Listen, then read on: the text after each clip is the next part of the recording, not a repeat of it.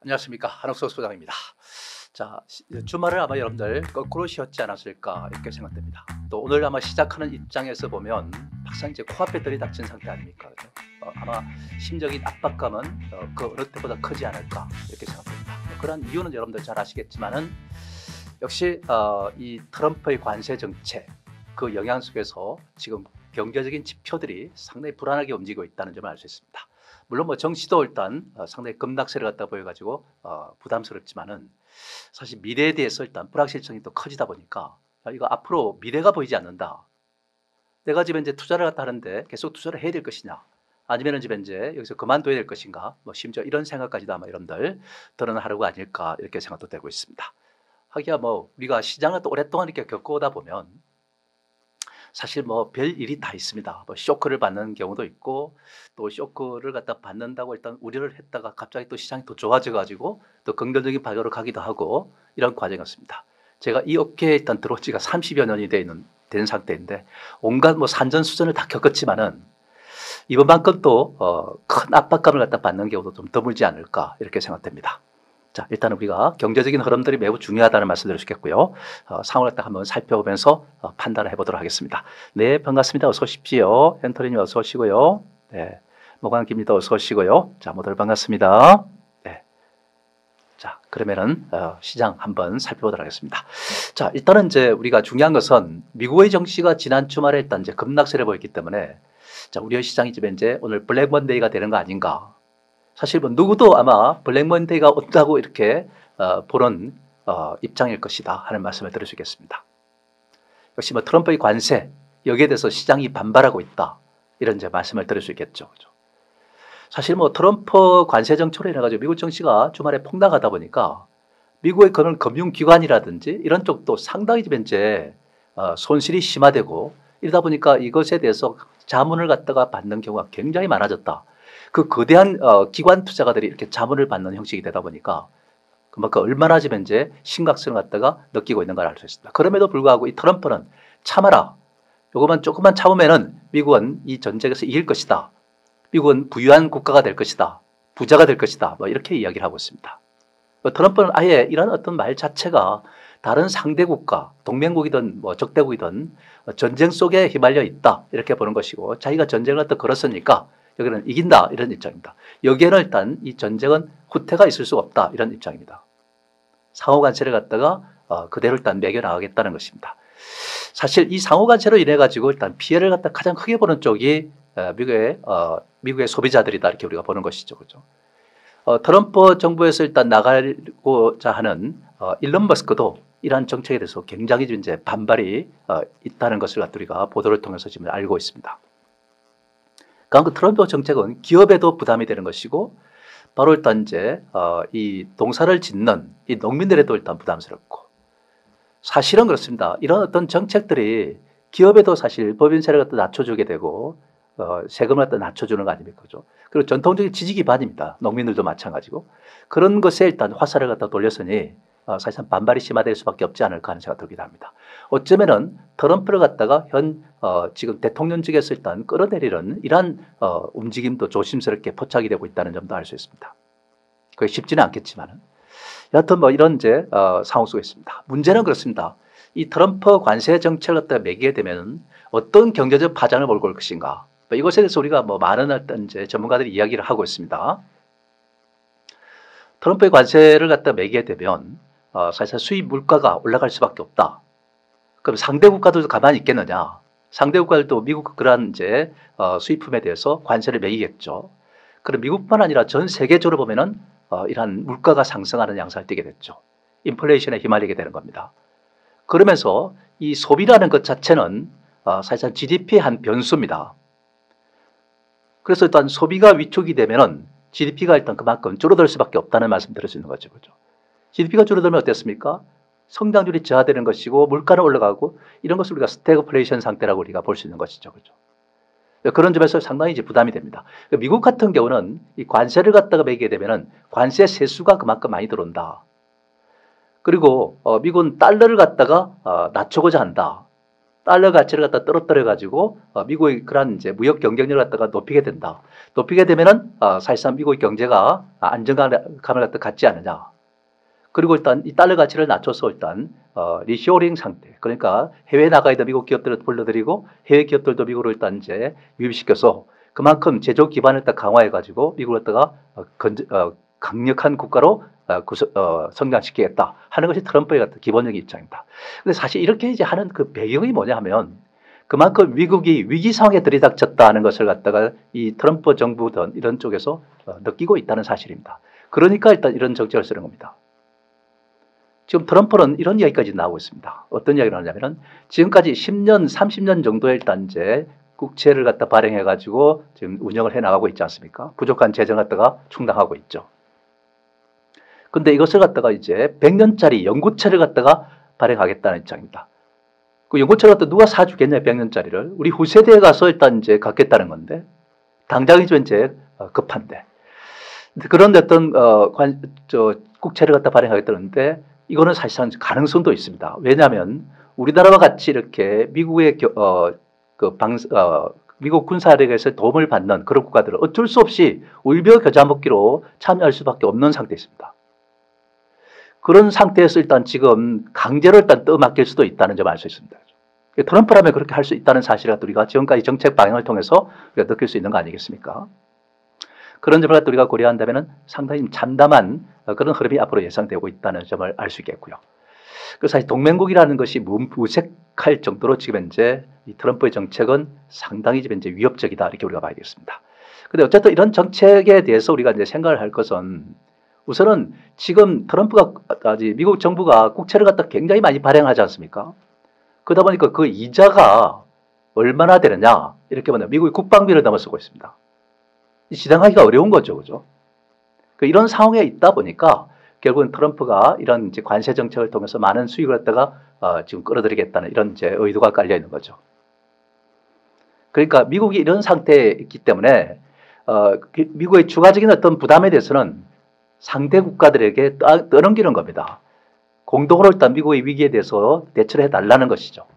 이런 이제 흐름이 나타나고 있기 때문에 우리는 이해할 수 없는 트럼프의 정책에 대해서 이해할 수 없는 그런 상태, 논리적으로 해석이 안 되는 상태입니다. 그 강압적인 이러한 흐름 속에 있다는 점을 알 수 있습니다. 어쨌든 저는 그렇습니다. 과거에 일단 이제 관세 정책을 가지고 무기로 삼고서 했던 스무트 할리법이 있습니다. 이 후보 대통령 때 1930년 대공화를 불러일으킨 핵심적인 일단 근원이 됐죠, 그죠? 제가 일단 가끔씩 여러분께 이 검은 백조 이야기를 갖다 많이 했던 상태인데 이 트럼프의 정책, 이 지금은 상호 관세 정책이 그래서 세계의 경제를 또 침하시키는 이러한 이제 검은 백조가 될 수 있다 이런 제 말씀을 제가 드려왔습니다. 지금 이제 그런 이제 조짐들이 나타나고 있다는 점을 알 수 있습니다. 시장에서 일단 투자들이 반발하고 있는 것이죠, 그죠? 그래서 미국이 저렇게 위험한가? 그래서 그러면 미국에서 빠져나가야 되겠네? 하고서 일단 미국 자산을 팝니다. 파니까 달러 가치가 떨어지는 거예요, 그죠? 그리고서 일단 그 자금들이 어디로 가느냐? 바로 유럽계 자금들은 유럽으로 가고 중국계 자금은 중국으로 되돌아가는 겁니다. 그 유럽의 정시라든지 중국 정시는 그렇게 위협적이질 않습니다. 그리고 달러와 자산을 파니까 미국 주가가 떨어지는 거죠. 이런 상태에서 우리가 보면 상당히 지금 이제 미국에 대한 부정적인 인식들이 지금 고착화되어 가는 것이 아닌가 하는 생각이 들기도 합니다. 그 국채 수익률도 지금 현재 떨어지고 있습니다. 왜 이렇게 떨어지겠습니까? 국채가 안전자산이잖아요, 그죠? 안전자산이기 때문에 안전자산 쪽으로 일단 자금이 이동하는 겁니다. 그러니까 주식을 팔아가지고 채권 쪽으로 일단 이동하는 것이죠. 그러면 국채 수익률이 떨어지면 채권 가격이 올라가는 거 아니겠습니까? 그러니까 채권 가격이 올라가니까 국채 수익률이 떨어지는 이런 흐름을 갖다 우리가 볼 수 있습니다. 확실히 안전자산으로 일단 이동하고 있다는 사실을 알 수 있습니다. 그리고 유가가 급락을 하고 있습니다. 왜 유가가 급락합니까? 세계 경제가 위험하니까 안 좋으니까 기름 수요가 줄어들 것이다. 이런 인식이 바탕에 깔려 있는 것이죠. 물론 사우디아라비아가 일단 이제 기름을 갖다가 많이 퍼낸다. 이런 이야기가 지금 이제 나오다 보니까 더 가속화시켰지만은 결국 이런 어떤 지표들의 변화는 어떤 의미를 담고 있느냐면은 결국은 위험 자산을 갖다가 팔고 안전 자산을 옮긴다는 이런 의미가 담겨 있는 것이고 이제 달러와도 못 믿겠다 이런 뜻이고 전에 금값이 일단 많이 올라서 좀 주춤하고 있긴 하지만은 그 트렌드는 유지하다는 겁니다. 달러보다 금이 더 안전 자산이라는 것을 갖다가 인식을 또 하고 있는 것이죠. 그 달러의 수명에 대해서도 우리가 생각하는데 앞으로 달러의 수명은 20년, 30년밖에 남지 않았습니다. 트럼프가 어쩌면은 달러의 수명을 더 앞당길 수도 있다. 이런 제 개인적인 생각도 갖고 있습니다. 미국이 그만큼 절박하니까 이런 정책들이 나오게 되는 것이고 그만큼 앞으로 미국의 사회도 그만큼 보장하기가 어렵다는 겁니다. 그죠? 그래서 어쨌든 이러한 여건 속에서 우리도 일단 이러한 영향권에서 벗어나기가 어렵다는 말씀을 이렇게 들을 수 있겠습니다. 자, 어쨌든 이러한 이제 흐름을 갖다 여러분들 잘 이해하면서 일단은 시장을 여러분들 보시는 게 좋을 것 같고요. 사실 뭐 그동안에 우리 시장은 조금은 그래서 미국의 그런 어떤 불안 속에서도 하방 경세를 갖다 유지하는 그런 모습이 좀 있었다는 것도 우리가 알 수 있습니다. 그래서 일단 덜 빠지는 양상을 띄었죠. 최근의 흐름이. 그리고 오늘만큼은 미국 시장이 너무 폭락했기 때문에 아침에 일단 이제 급락세가 이어졌는데 오늘은 그럼 어떻게 될까? 여기에 대해서 일단 우리가 좀 고민을 하게 되는 거죠. 오늘은 아마 그럴 것 같습니다. 아침에는 쇼크를 받을 수밖에 없을 것 같습니다. 아마도 쇼크를 받으면은 뭐 3%에서 5% 정도까지도 떨어질 수 있는 그런 여지가 있다 이렇게 보는 것이고 제 개인적인 생각으로는 그 다음에 또 어떻게 되느냐 낙폭을 좀 줄이지 않을까 이렇게 이제 말씀드릴 수 있겠습니다. 사실 우리는 시장 자체가 미국과 동조화되어 왔느냐 커플링 상태였냐 아니면 디커플링 상태냐 본다면 디커플링 상태로 되어 왔다는 것이 사실상 우리의 기본적인 생각입니다. 사실 우리 정시가 오른 게 없어요. 사실 미국 시장은 많이 올랐기 때문에 많이 빠질 수 있는 여지가 있는 거지만은 우리는 그렇게 사실상 많이 오르지도 않았습니다. 그렇다고 우리가 안전지대냐? 그렇지도 않습니다. 세계 경제 이것이 타격을 받는다면 우리는 무역을 해먹고 사는 국가이기 때문에 그만큼 이 수출 경쟁력이 수출이 그만큼 위축될 수밖에 없죠. 그죠? 우리가 GDP라는 것은 소비 플러스 투자 플러스 그다음에 이제 정부 재정 지출 플러스 무역 수지 아니겠습니까? 무역 수지로 인해서 우리가 좀 버텨왔던 상태인데 이것마저도 지금 이제 1분기에 보면은 상당히 위축되고 있습니다. 네, 그런 걸 보면 올해 아마 1분기의 성장률이 0%에 머물지 않을까 이렇게 생각되고 있고요. 올 한 해 전체를 보더라도 1%에 못 미칠 것으로 이렇게 보기 때문에 좋은 여건은 아니죠. 그래서 주식시장이라는 거는 그래도 일단 이제 어느 정도 저점에 오면 기업들의 내재 가치라는 것이 있으니까 그것도 낮아질 수도 있지만은 너무 지나치게 낮아지게 되면은 어느 정도 반발성 매수가 들어온다는 것입니다. 그죠? 그래서 오늘 아마 제가 볼 때는 지수 자체가 코스피 기준으로 하면 2%대로 일단 좀 오해가 좀 진정이 되면서 좀 안정화되어 가지 않을까 이렇게 생각되고 있고요. 코스닥 같은 경우는 좀 변동성이 있으니까 예단하기가 좀 어렵지만은 이것도 한 2%에서 좀 진정되지 않을까 하는 이런 예상이 됩니다. 뭐 경우에 따라서 더 낙폭을 줄일 수도 있겠지만은 아침에는 많이 빠졌다가 좀 진정되는 이런 모습이 나오지 않을까 하는 이런 생각됩니다. 과도하게 떨어질 때는 이런 부분들이 있다는 점을 우리가 한번 참고해 볼 필요가 있지 않을까 하는 생각됩니다. 여하튼 이 지수가 안 좋기 때문에 제가 방어적으로 임해야 된다는 것은 뭐 예나 지금이나 일단 여러분께 계속해 들어왔던 겁니다 하는 말씀 드릴 수 있겠고요.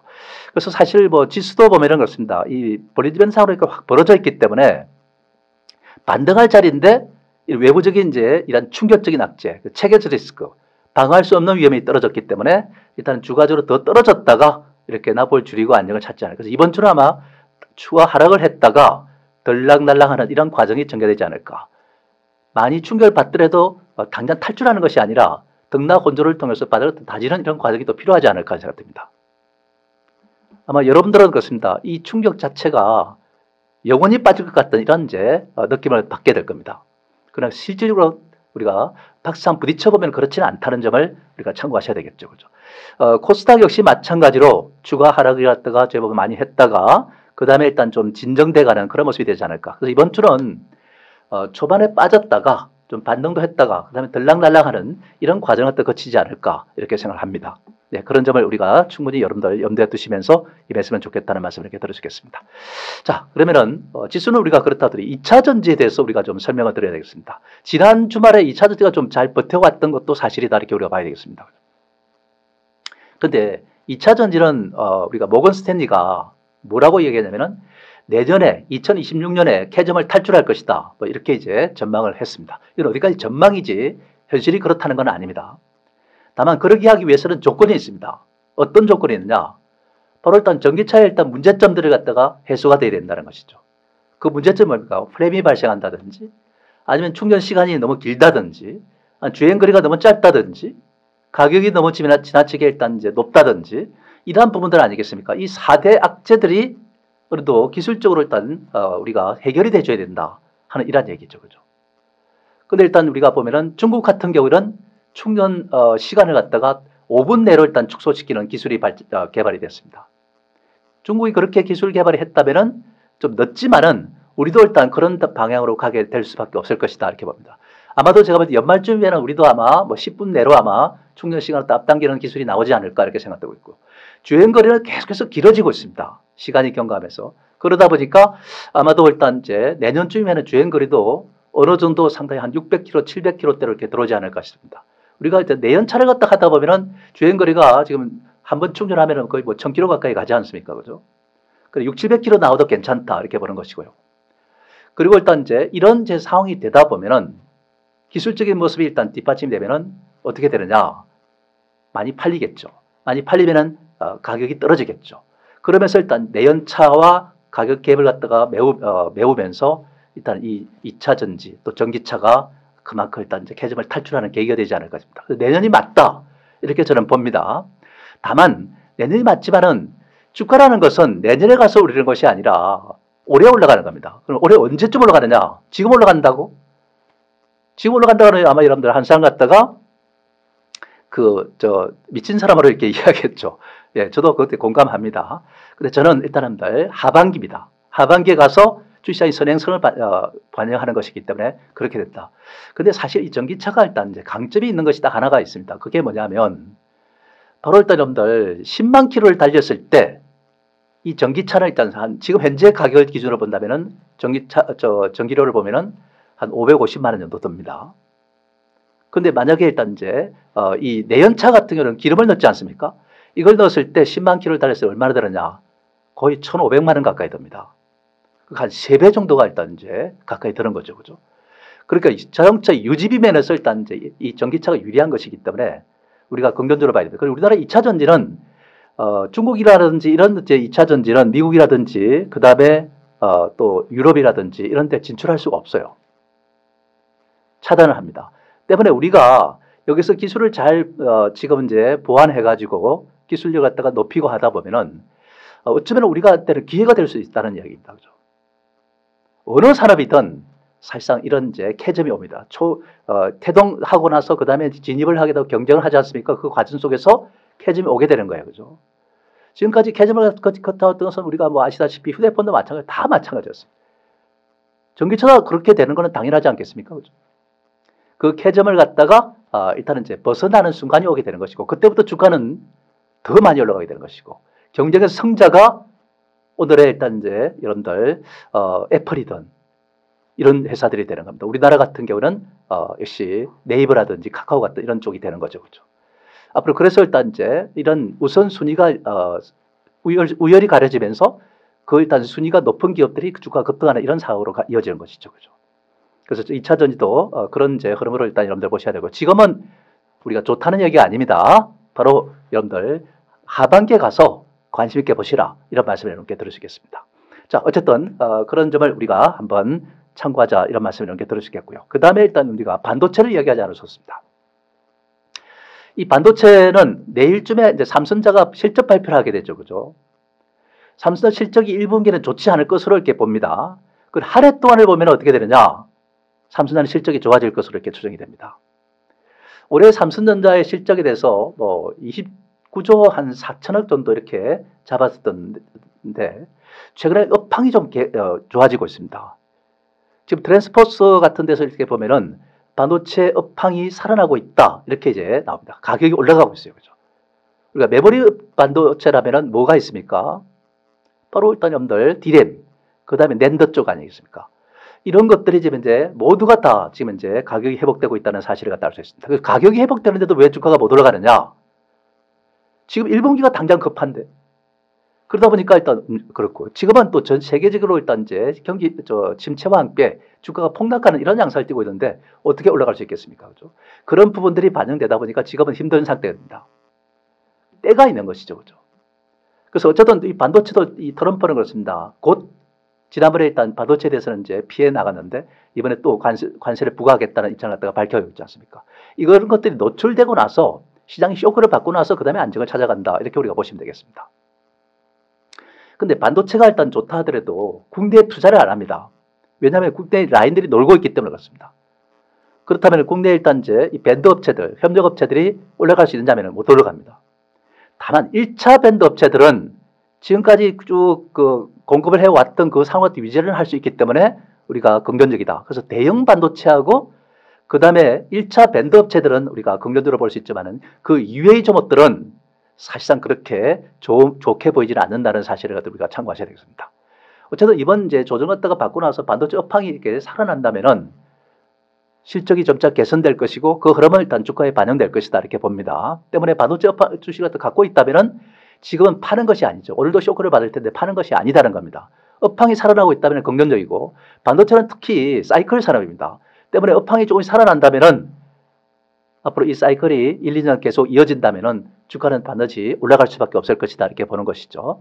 그런 관점에서 우리가 본다면 반도체에 대해서 우리가 부정적으로 볼 필요가 없습니다. 다만 경쟁자가 강력하게 나타났다 이런 기업들은 일단 조심해야 됩니다. 예를 든다면은 한미반도체가 실적이 나빠서 떨어집니까? 아니지 않습니까? 하나세미텍이라는 회사가 지금 현재 등장을 하면서 경쟁자가 나타난 것이죠. 지금까지는 독점적으로 일단 하이닉스에도 공급해 왔습니다. 마이크론 테크놀로지다가. 그런데 이 회사가 등장함으로써 가격 단가를 낮춰야 될 그런 입장입니다. 이미 SK하이닉스는 하나세미텍의 그 장비를 갖다가 수용하겠다는 입장을 밝힌 바가 있고요.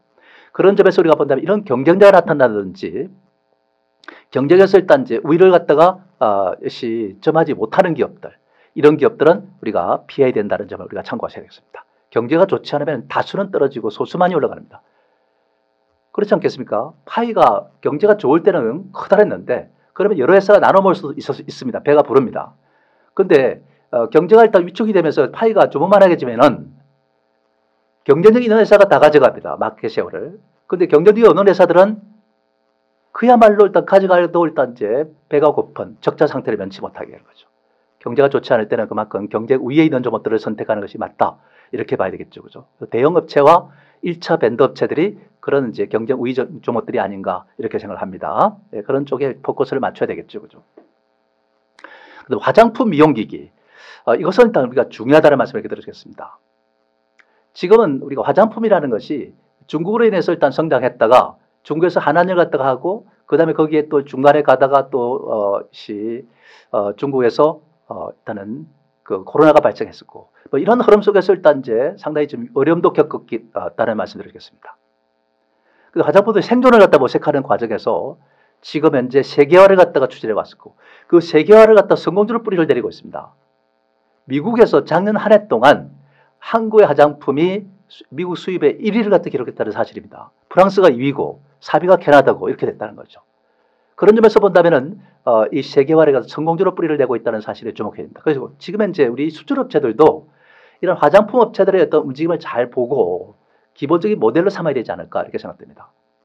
미국과 중국 중심의 그러한 어떤 이제 수출에서 역시 중동이라든지 동남아라든지 남미라든지 북미 쪽이라든지 이렇게 다양화시키는 것이죠. 수출 지역을 다변화시키는 것이 핵심이라고 봐야 됩니다. 그런 전략으로 일단 간다면은 바로 일단 우리의 수출 경쟁도 앞으로 살아날 수 있습니다. 희망도 있는 거예요. 그죠? 어쩌면 이런 기회를 통해서 계기로 인해서 사실은 한국의 그런 수출 구조 자체가 단단해질 수도 있다. 이렇게 봅니다. 물론 시간이 많이 걸리겠지만은. 자, 그런 관점에서 일단 우리가 주목해야 되지 않을까 하는 생각이 듭니다. 그래서 현재로서는 화장품에 대해서 저는 긍정적으로 저는 봅니다. 그리고 미용기기도 일단 이제 경기에 민감하지 않는 고소득층이 일단 주로 가격이 비싸니까 선호하는 또 품목이기 때문에 이런 쪽도 우리가 긍정적으로 봐야 됩니다. 그래서 화장품 미용기기에 대해서는 우리가 좀 저는 상대적으로 긍정적으로 본다는 말씀을 여러분께 드릴 수가 있겠습니다. 그리고 바이오에 대해서 우리가 또 말씀드리지 않는데 안 할 수 없는데 그죠? 이 미국 관세 정책에 대해서 부담에서 조금 덜합니다. 부담이 있긴 하지만 덜하다는 것이죠. 그리고 미국 AACR, 그러니까 암 학회가 일단 대기하고 있는 상태입니다. 신약 개발 능력이 우수한 점들은 우리가 주목해도 되겠고요. 바이오 시밀도 일단 이제 그만큼 또 긍정적으로 봅니다. 트럼프도 일단 이제 그 보험료를 낸 사람들에게는 혜택을 주지만 내지 않은 사람은 혜택을 주지 않습니다. 안 주는 대신에 가격을 다운시켜야 되기 때문에 바이오시밀러 같이 처방할 수 있도록 하는 거죠. 그럴 때는 바이오시밀러 대비 수출의 증가가 예상된다는 점에서 의미가 있는 거죠. 그렇죠? 이런 쪽은 우리가 긍정적으로 봐야 되지 않을까. 그 다 같이 올라가는 것이 아니라 선별적으로 차별적으로 하나씩은 이제 움직일 수 있다는 사실을 갖고 우리가 좀 염두에 두시면 좋겠다는 이런 말씀을 드리겠고요. 실적설에 들어옵니다. 삼성전자는 내일, LG는 오늘 이렇게 일단 이제 실적 발표가 일단 예상됩니다. 이걸 계기로 해서 일단 이제 1분기 실적실이 들어오는데 여기서 실적이 좋은 종목들은 우리가 개 두 마리가 싸우는 상태에서 위에 있는 기업 개와 아래에 있는 개, 위에 있는 개는 또 오버독이라고 하고 아래에 있는 개에서 언더독이라고 하지 않습니까? 경쟁에서 이기는 자, 이기는 기업, 이것이 바로 우리가 선택 대상이다 이렇게 보시면 되겠습니다. 그룹 아바의 일단 이제 The Winner Takes It All이라는 노래가 있지 않습니까? Winner Takes It All. 이 승리자가 모든 것을 갖는다. 네, 그런 관점에서 우리가 본다면 여러분들 지금 현재 실적 호전주는 이 경기 침체에서 성자적 위치에 있는 것이고 실적이 침체하는 기업들은 그만큼 패자의 위치에 있다는 것을 알 수 있습니다. 때문에 우리가 언더독보다는 오버독에 포커스를 맞추자. 실적이 좋은 데는 그만한 이유가 있는 것이고 마켓쉐어를 그만큼 가져가는 데는 그만한 이유가 있는 것이다. 이런 이제 말씀을 여러분께 드릴 수가 있는 거죠. 그죠? 그런 상황 우리의 대응 전략은 뭐냐? 이렇게 이제 우리가 본다면은 역시 뭐 지금 어려움에 직면할수록 우량주에 포커스를 맞추는 것이 맞겠죠. 그죠? 실적주나 실적 부진주 이러한 종목들은 바꿔주는 것이 맞습니다. 침체할수록 이런 이제 전략으로 가야 되겠죠. 그죠? 그 메이저리 연속적으로 매수하는 대상은 우리가 좀 관심을 둬야 되겠죠. 그죠? 우리는 그렇습니다. 3대 악재를 갖다 넘겼지만은 경제 불안이 일단은 지금 현재 심화되고 있는 상태에서는 우리가 방어적으로 임해야 되는 것은 우리가 기본적인 것입니다. 시장의 방향성을 또 확인한 후에 포트 편입을 갖다가 고려하는 것이 맞고 가능한 현금도 좀 유지하고 부실한 종목들은 좀 우리가 배제하는 것이 맞지 않을까 하는 이런 이제 말씀을 드리겠습니다. 자, 그렇게 여러분들 좀 이해를 했으면 좋겠고요. 만약에 일단 여러분들이 지금의 상태에서 그래도 지금 주목할 만한 것이 있나 하면은 뭐 토니모리 같은 이런 종목이 좀 긍정적일 수 있지 않을까 이런 생각이 듭니다. 그렇죠? 차트를 보시면 이렇게 이제 반등을 했다가 쭉 행보하는 모습이죠. 그렇죠? 행보를 하고 나서 에너지를 보강을 하고 다시 또 재상승으로 일단 이어질 수 있는 그런 여건인데 사실 저는 화장품을 아까 제가 말씀드렸지만은 중국에서 일단 이제 일어나서 그 다음에 이제 중국에서 일단 위축됐다가 이제 뭔가 살아나는 생존을 갖다 모색하다 보니까 세계화를 갖다 추진해 왔고 그 세계화에 이제 뿌리를 내리기 시작했다. 그래서 일단 지난 우리가 한 해 동안을 갖다 우리가 보면은 사실상 이 화장품들은 미국에서 일단 수입 1위를 갖다 기록한 겁니다. 강력한 프랑스를 제치고 한국 1위를 했다는 것은 이거는 뭔가 의미가 있는 것이죠. 그죠? 그만큼 품질을 개선시켰다는 것을 알 수 있는 것이고, 그죠? 그만큼 한국 화장품이 한류붐을 타고서 위상이 강화됐다는 사실을 보여주기 때문에 이러한 종목들은 우리가 주목해야 되는데 지금 현재 상태에서 뭐 주식을 함부로 사기는 좀 부담스럽죠. 그죠? 네, 그런 상태인데 눈치를 보다가 이번 주 내에 충분히 시장이 좀 안정을 찾으면은 관심을 두는 거지 당장 사라는 얘기는 아닙니다. 네, 그만큼 일단 여러분들 잘 이해하시면서 임하시는 게 좋지 않을까 하는 이런 생각이 듭니다.